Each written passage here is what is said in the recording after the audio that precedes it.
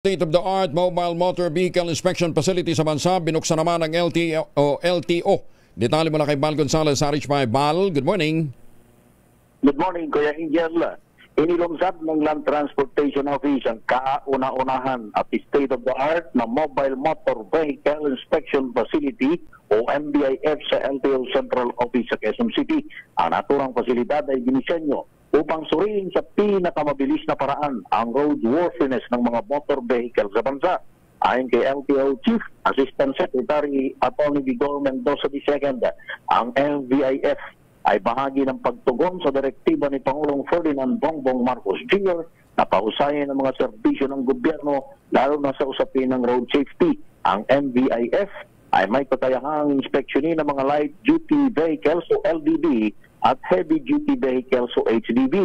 Ang bawat transaksyon ay inaabot lamang ng 10 hanggang 12 minuto para sa LDV habang 30 minuto naman sa HDV. Ang buong proseso ay fully automated kung saan ang lahat ng resulta ng pagsusuri ay lalabas in real time ng direkta sa sistema at walang anumang intervention ng tao. Ayon kay Asek Mendoza, may 3 pang MVIF na nakatakdang dumating sa bansa sa uling bahagi ng Mayo o unang bahagi ng Hunyo na ipamamahagi sa 3 pangunahing rehiyon sa bansa.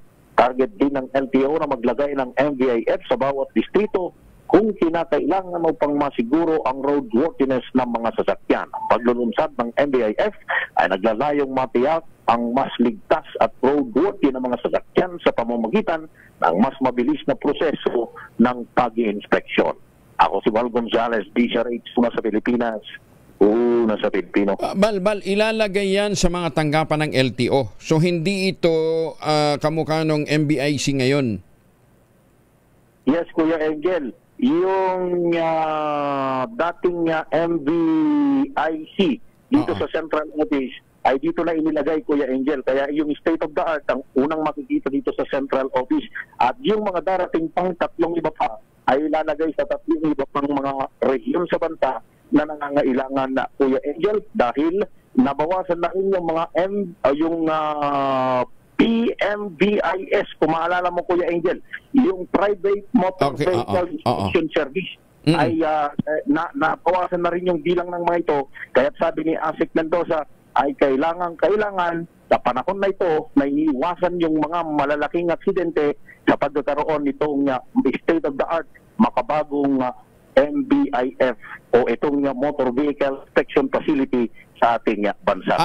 Para daw pala ito sa public, ngayon yung mga malalaking bus, 'di ba? Yung private, yung para sa mga private vehicle.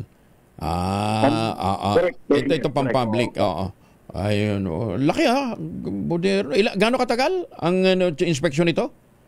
Inabot lang yung mga light vehicles, Kuya Angel, ng 10 hanggang 12 minuto. Alam mo naman, kabilis, Kuya Angel, mula dun sa unang proseso pa lang ng pagsasalang sa MVIS dati, Kuya Angel, mula umaga, inabot lang higit pa sa kalating araw yung ating mga kababayan para ma-inspection yung isang unit o mailabas na yung resulta ng roadworthiness test na sinagawa sa isang sasakyan, Kuya Angel. Mas maganda na rin yan kaysa sa no appearance, di ba? Ang dami, lalong-lalo yung smoke emission lang ang dinadaanan pagkatapos non-appearance pa. Tapos makakasabay mo sa gilid ng makakasabay mo sa kalye, biglang naputokan yun ng gulong, di ba? Ito ma-check lahat, pati brake light, di ba?